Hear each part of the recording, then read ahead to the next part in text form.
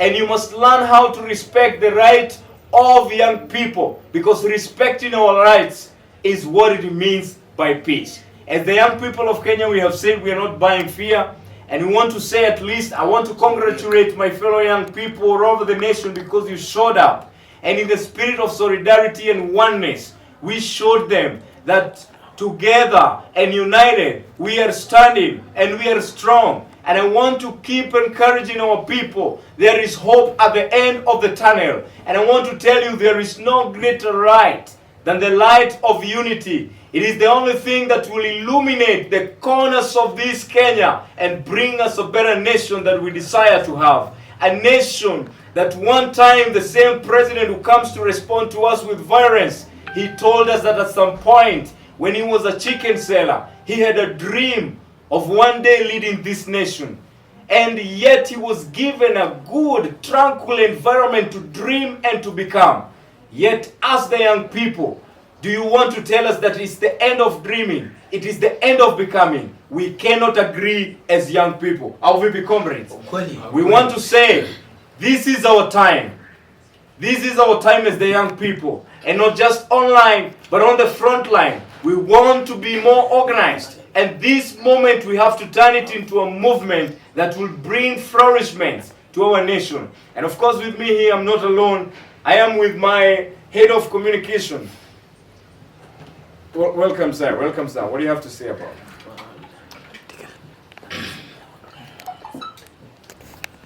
Professor George Saitoti once said, there comes a time in a nation where the nation is bigger than an individual. And that time has come.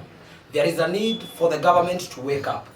The need for the government to understand that these youth that they keep on calling children are not children. They are citizens of this country, and they are hopeless. At the end of the day, in the villages, they have gone to school, they have gone to universities, they have gotten their degrees, but unfortunately, they are hawking on the streets. These people are hopeless. They cannot put food on their table, and there is nothing that you can ever tell a hungry man. And a hungry man, as we are ever told, is an angry man. And when they are angry, when they come to the streets, and when they demand for their nation, for accountability, we can hear that 900 million Kenya shillings is being put aside to renovate State House. Well, at the same time, the educational sector is in crisis. We cannot be able to fund our hospitals. There is no medicine in our hospitals. So we ask the fundamental questions. The government, where are your priorities? And as the youth of this nation, there is nothing that we are demanding, such as accountability. We want accountability. And to Kipchumba Murkomen, the so-called lawyer, we are going now to address you directly as youths. At the end of the day, you have called for the killing of the youth when they approach police station despite having grievances. We have grievances not with the police officers. We have grievances with a system that does not reward merit. A system that rewards who you know in the government rather than what you know. That is a system that we want to dismantle. That is why we are getting out in the streets. We are not getting out in the streets because of anything else. It is because this society that has been created has failed us. And at this point, we are not begging anymore. And as you have seen in the streets, we are no longer begging. And all we are saying is that we need our seat on the table. And on the table, we are not going to come and negotiate. The time of negotiation is over. Right now, we want an overhaul of the entire system. Thank you very much. All right, we'll finish by saying this. I know there is a lot of agony and rage from the young people. And all of us, we know and we heard the very reckless response by the Cabinet Secretary for Interior. And this is what we have to tell the President. We know last year when we did, and the protest was very successful for 2024, you brought us the broad-based government. And you said that this will address the real issues that we advocated.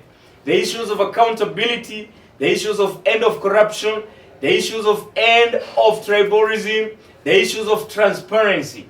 But 1 year down the line, just imagine our voices have amounted into futility.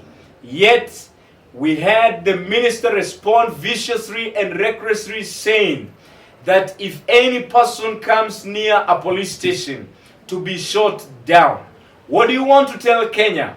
Have you reached to a point of becoming that inhuman? Are you drunk of power, good people? Until when did we reach here as a nation that we are becoming inhuman? That you want now to tell us that in our own nation we operate with impunity. And young people, I want to tell you all around the corners of this nation, let us not buy into fear. Young people of this nation, there is no ever single dream that has ever been achieved. Any great achievement has never come without a youthful dream. And that means we are the people to bring the changes that we want, despite whether they like it or they don't. It comes a time when as a nation, we must call for soberness and humility. We listen to each other, failure to which all of us might be termed as when burning their nation, the leaders and the people. Good people, a leader must know the way, show the way, and go the way. But in Kenya right now, it is the opposite. It is the citizens who knows the way, who are going the way, and who are showing these leaders the way. But I want to tell you, this time Kenyan people are more determined than never before. In as much as you will try to sell fear to us and to intimidate us, we are unstoppable on this. You cannot stop the revolution. You will kill the revolutionaries. But them that will remain in the spirit of oneness will fight. And even the blood of them that you have killed, as it is crying from the soil, we will respond by fighting zealously. And look at this. If from now, going forward, before Saba Saba, we don't hear the nation and the president of the state addressing this very reckless statement that we heard from the cabinet secretary, nobody will stop this from going on. Let's now hear from our organizing secretary.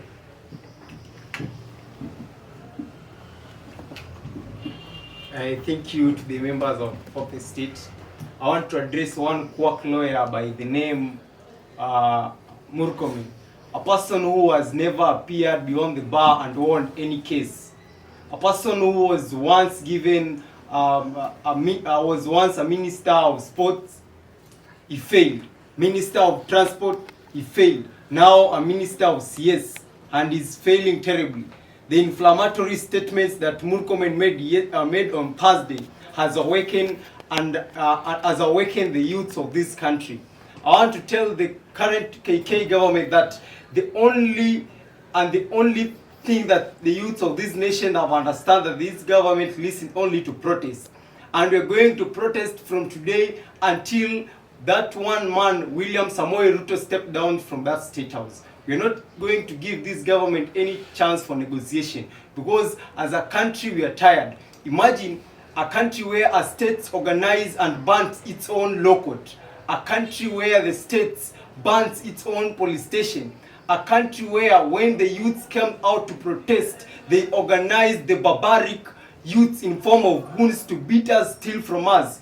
As a nation, we are tired, and we are saying and we are telling one William Samoei Ruto that the time for negotiation with the young youth is over. The only dialogue and the only negotiation we are going to do is to negotiate with the youths to synergize our energy to do more protests, to negotiate with the business communities to give us funds to do more protests, to negotiate with churches to pray for us, so that those who are planning to shoot us and kill us, because this is the government that is it's always ready to rule the graves and be the leaders of graves, that we are going to stop. We are not going to stop, but to protest from today until William Ruto comes out of that state house. Thank you. Thank you very much. And finally, as we end up, we'll say like this. Mr. President yesterday asked us that we are saying Ruto must go, and we repeat it. It is true. If you're not able to give and to let us build together the life and the future we want, then that is the formula. And you asked how. It is very simple. We may not wait for 2027 because the revolution will be real. However, you asked when and where are you going. We want to tell you, you are going home, and time will be defined by The response before Saba Saba. And as we end up to tell church, be strong and unite with Kenyans. Be where Kenya is. Don't be intimidated when Murkomen stands to, rebuke you. You are for the people. Kenya is our nation, and all of us, it is up to us to build a united nation together as one people. Thank you very much. And now, I want to finish by saying this. Young people of the Republic of Kenya, we are the ones. This is our time. We are the ones. This is our time. Not just online. On the front line. Not just online. On the front line. Thank you very much, and God bless Kenya. Thank you. Thank you.